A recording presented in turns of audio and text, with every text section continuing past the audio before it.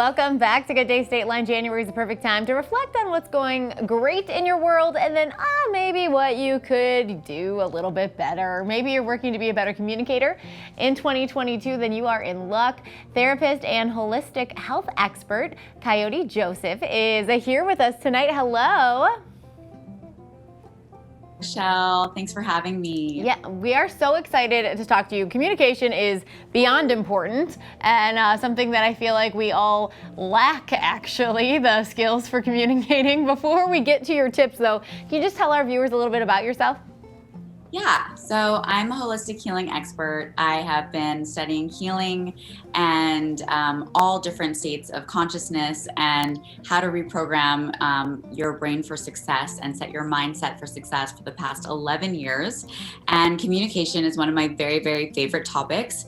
And I think it's important now more than ever, just given COVID and the fact that we're all using digital communication and phone communication to stay in touch. So I'm really, really excited to share these tips with you today. Yeah, and I think a lot of people too, when we think about COVID and the last 3 years, like 2020 was awful, right? Just wipe it away. It was really bad. 2021, everyone was trying to have a bigger, better year, but I feel like a lot of us feel like we failed and here's our chance, right? 2022, let's learn, let's restart. And so I think you're gonna help us out. I hope so. I sure hope so. All right. Okay.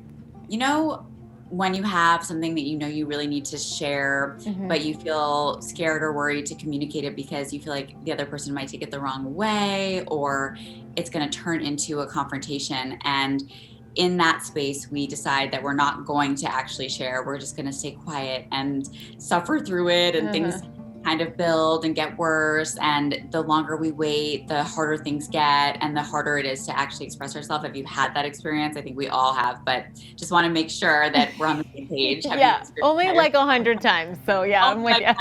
I probably had it 3,000, which is why I started researching effective communication. So what I'm going to go over with you today is my 3-step method, which I call the PCI method for effective communication. So this is communication where the aim is to really get what you want out of the communication. It's very diplomatic, and it's also a way to make the communication, the interpersonal expression experience smoother for everyone involved. So much more enjoyable, much lighter, not so much heaviness, not so much fear. So you have tools when you go in to speak to someone in a way that you feel or you might be scared to communicate, that you feel like you've got, a solid system to use and you can just be confident.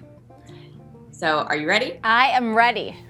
Okay, amazing. So step number 1 of the PCI method is called PRIME. And it's called PRIME because what you do is you actually prime yourself for the communication before you even enter the conversation. And the way that you do this is you ask yourself, what is it that I want to get out of the conversation that I'm about to have?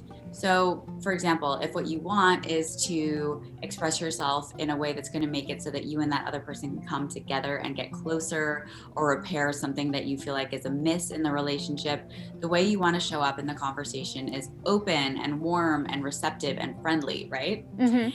And on the other side of things, if what you want to do is, for example, set a boundary or create, some space with a coworker where you kind of set up things aren't going exactly as you'd like them to go, and you want to set yourself up for better success and better cohesion and coherence with this person, you're going to want to go into that conversation feeling really centered and really grounded within yourself.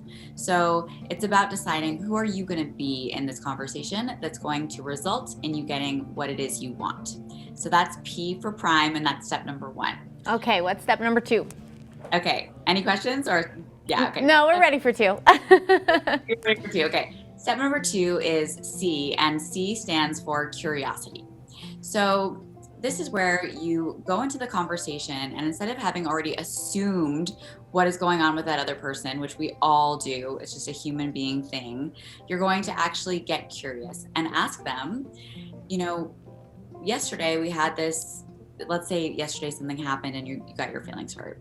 You could say, I'm curious to know what were you feeling, or what were you thinking, or what were you meaning yesterday when you said this thing? Instead of coming at them with already having an opinion about what it is they did. So we want to stick to facts and avoid opinions. Okay. And what this does is it actually opens the space up for this person to share what their experience actually is. And you know what, Michelle? 99% of the time, it's not what we thought it was.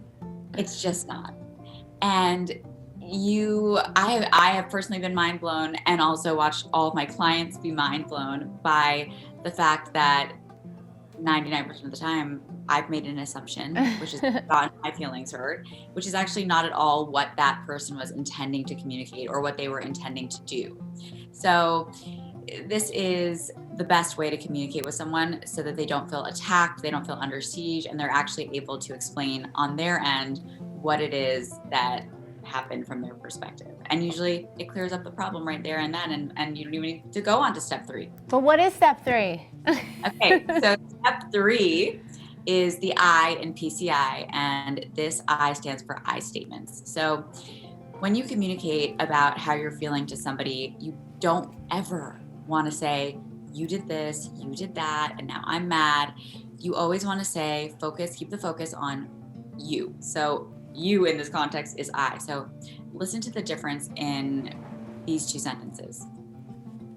You did this, and now I'm mad at you, versus my feelings are hurt because I'm not feeling seen or appreciated in this moment right now. There's a real difference between those 2 statements, right?